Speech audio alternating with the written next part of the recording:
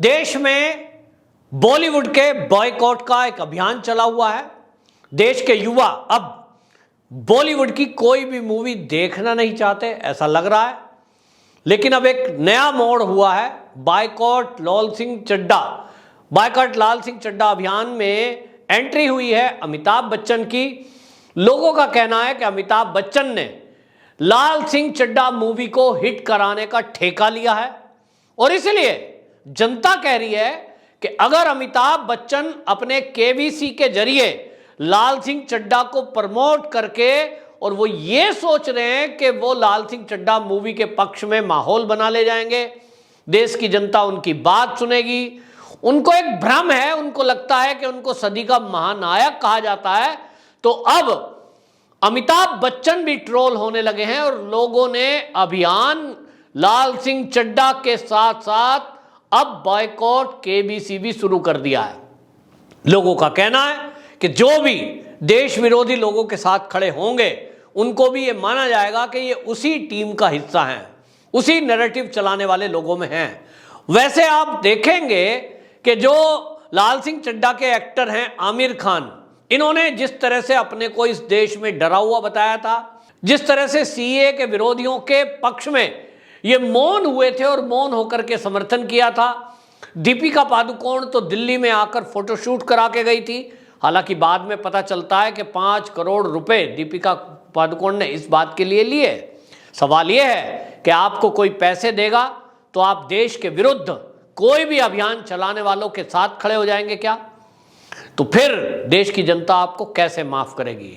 सवाल यह भी है कि जो लाल सिंह चड्ढा मूवी चलाने देने के लिए आज तरह तरह के हथकंडे आमिर खान अपना रहा है, इसी आमिर खान ने जब हिंदू सनातनियों के धर्म का अपमान किया था, हिंदू देवी देवताओं का अपमान किया था, तो क्या लाल सिंह चड्ढा मूवी बनाने वाले आमिर खान ने उस समय वो जो हिंदुओं का अपमान करने के नाम पर पीके फिल्म बनाई थी, वो भी क्या किसी के कहने पर बनाई गई थी? किसी ने पैसे दिए थे इस बात के कि आप हिंदुओं का अपमान करिए, हिंदू धर्म का अपमान करिए? तो अगर आमिर खान इस तरह के कारनामे कर सकता है तो देश की जनता, जो सनातनी इस देश के बहुसंख्यक हैं, वो उनकी संख्या लगभग 100 करोड़ है। तो अब मामला आ गया है इसी बात का सबक सिखाने का। तो जनता कह रही है कि हम मूवी देखने क्यों जाएं। यहां आपको एक और बात ध्यान रखने की है कि आमिर खान के साथ जो उनकी हीरोइन के रूप में है लाल सिंह चड्ढा मूवी में, जो करीना कपूर खान है, उसको लेकर भी जो देश के युवा हैं वो ये कहते हैं कि जिस तरह से उसने सैफ अली खान से शादी करी है, कोई ऑब्जेक्शन नहीं है, लेकिन वो कहते हैं कि ये भी एक तरह का हमारी संस्कृति को खराब करने का अभियान बॉलीवुड के जरिए चल रहा है। और इसलिए ये शादी की ऐसे पुरुष से जिसके बच्चे जवान थे, जिन्होंने पहले से एक शादी कर रखी है, फिर दूसरी शादी की। आमिर खान भी इसी तरह का आदमी है कि जो एक के बाद एक अपनी पत्नी को इस तरह से तलाक देता है। तो ये ऐसे लोगों को सबक सिखाने के लिए अब देश की जनता एकजुट हुई है। और इस देश की जनता के एकजुटता को देखते हुए अब आमिर खान हो या अमिताभ बच्चन, अब इनको लगा है कि देश की जनता का विरोध करना इनको भारी पड़ सकता है, तो ये रूप बदल रहे हैं। हालांकि अमिताभ बच्चन केबीसी में काफ़ी प्रसिद्ध है, लेकिन अब जो देश की जनता है उन्होंने तय कर लिया है और उन्होंने तय ये किया है कि वो ये बताएंगे, देश को बताएंगे कि महानायक किसको कहते हैं। महानायक माने नायकों में नायक, हीरो उनका, तो सुपर हीरो जिसको अंग्रेजी में कहते हैं। सुपर हीरो अमिताभ बच्चन कैसे हैं? एक्टिंग के अगर उनको हीरो कहा जाए, एक्टिंग का अगर सुपर हीरो कह दिया जाए, कोई आपत्ति नहीं है। लेकिन उनको महानायक कहकर पुकारा जाए, सदी के महानायक के रूप में उनको बखान किया जाए, ये उन लोगों का अपमान है जिन्होंने इस देश के लिए और दुनिया के लिए बहुत कुछ किया है। सदी का मतलब ये होता है 100 साल। तो 100 साल यानी आप देखिए अभी 2022 चल रहा है, 1922 से लेके 2022 के बीच में ये पूरी एक सदी हो गई, 100 साल हो गए। तो मैं ये पूछना चाहता हूं कि क्या इस 100 साल के दरमियान कोई दूसरा ऐसा व्यक्ति नहीं है जिसने इस देश के लिए महान काम किए हों? क्या ऐसा कोई व्यक्ति नहीं है जिसको हम ये कह सकें कि वो सदी का भारत का महानायक है? मुझे तो याद आता है एपीजे अब्दुल कलाम। उनको अगर महानायक कहा जाए तो इसमें दो राय नहीं होगी, क्योंकि उन्होंने जिस तरह से गरीबी में पलकर, झुग्गी और झोपड़ी में रहते हुए अपनी प्रारंभिक शिक्षा की, इस तरह से वो देश के महान वैज्ञानिक बने, ये अपने आप में बहुत बड़ा अचीवमेंट है। उन्होंने गरीबी का रोना नहीं रोया। उनके किसी इंटरव्यू में, किसी किताब में, किसी वक्तव्य में आपने नहीं सुना होगा कि मैं बहुत गरीब था, फिर मुझे पढ़ने के लिए पैसे नहीं थे, मेरी नौकरी लगवाने के लिए कोई आगे बढ़ाने वाला नहीं था। कभी रोना नहीं रोया, कमियों का, अभाव का उन्होंने कभी रोना नहीं रोया। मेहनत की और उसके बल पर उन्होंने पाया। हालांकि समाज ने उनकी सेवा की, उनकी सहायता की है। मेरे हिसाब से ऐसे यदि लोगों को हम महानायक कहें तो वो प्रेरणा के स्रोत बनते हैं।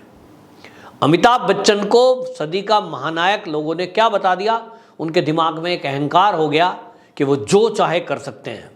वो सुपर हीरो, सुपरमैन मूवी में बन सकते हैं कि अपने घूंसे से 20 आदमियों को वो लिटा सकते हैं। लेकिन अमिताभ बच्चन क्या एक्चुअल में, हकीकत में एक घूंसे से किसी 2 आदमी को लुटा सकते हैं? 20 की तो बाद की बात है।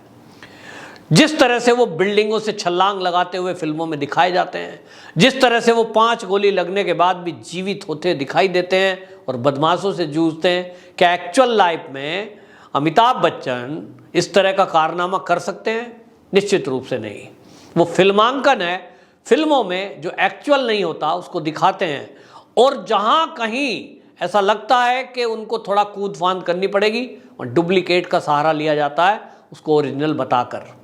तो अगर ये बॉलीवुड के लोग इस भ्रम में हैं कि वो सुपर हीरो हैं या वो हीरो हैं, तो अब देश की जनता उनको धरातल पर ला रही है और उनको बता रही है कि सदी के महानायक वो लोग नहीं होते जो कैमरे के सामने एक्टिंग करते हैं, क्रोमा पर उनको वर्चुअल चीज़ें दिखा दी जाती हैं।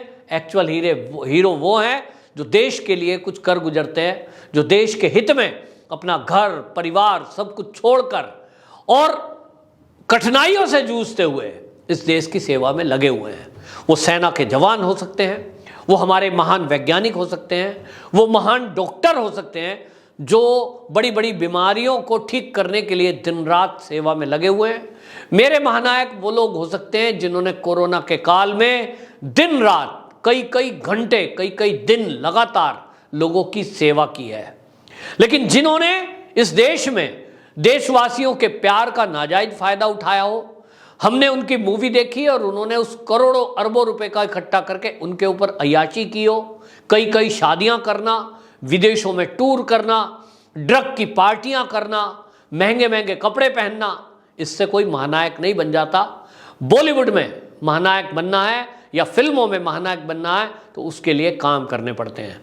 आपको एक उदाहरण मैं देता हूं जिसके कारण देश का युवा आज लाल सिंह चड्ढा और अमिताभ बच्चन का बायकॉट करने पे लगा हुआ है, यानी केबीसी बायकॉट और बायकॉट लाल सिंह चड्ढा। उसका एक कारण है कि इसी बॉलीवुड में सुशांत सिंह राजपूत नाम के एक एक्टर हुए थे, बिहार के बेटे थे, आम परिवार से आते थे, अपनी मेहनत के बल पर, वो एक्टिंग के बल पर आगे बढ़े। लेकिन उसके बाद क्या, जिस तरह की पिक्चरें उन्होंने दी, उनके खिलाफ एक नफरत का माहौल बॉलीवुड के अंदर तैयार हुआ। और ये पहली बार नहीं है। वहाँ जो भी इस तरह का व्यक्ति गया, जो अपनी मेहनत के बल पर गया हो, जिसकी लोकप्रियता लगातार बढ़ रही हो और जो किसी ड्रग पार्टियों को अटेंड ना करता हो, कहीं हीरो हीरोइनों के साथ उनके अवैध संबंध ना हो, ऐसे लोगों को वहाँ पसंद नहीं किया जाता और उनको साजिशन फ्लॉप कराने की साजिश की जाती है।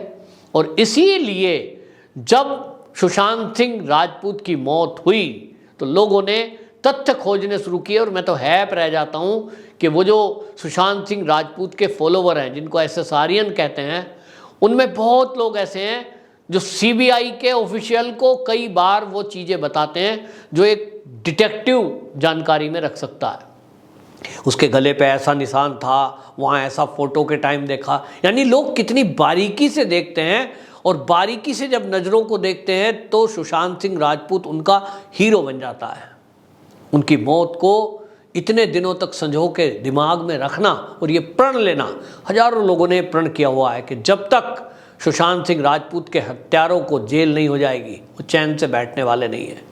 मैंने देखा है लोग सुशांत सिंह राजपूत के हत्यारों को जेल की सलाखों के पीछे पहुंचाने के लिए भगवान से प्रार्थना कर रहे हैं, भगवान भोले शंकर का स्तुति गान करते हैं। ये है कमाई, ये है लोगों के दिमाग में नायक बनना। लेकिन यहाँ बॉलीवुड में जिस तरह का नैरेटिव चलाया जाता है उस तरह के लोगों की कोई चर्चा नहीं है। दुर्भाग्य से सुशांत सिंह राजपूत का नाम इन बॉलीवुड के जितने बड़े बड़े कलाकार हैं इन्होंने किसी ने नहीं लिया। क्यों? ये रहस्यमयी चुप्पी क्यों? ये सवाल है।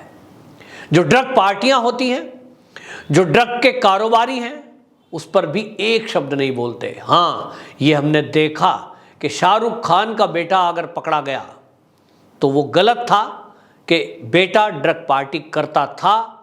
हमने देखा कि किस तरह से वो एयरपोर्ट पर कारनामा कर रहा था, लेकिन उसके बावजूद उसके पक्ष में सारा बॉलीवुड खड़ा हो गया।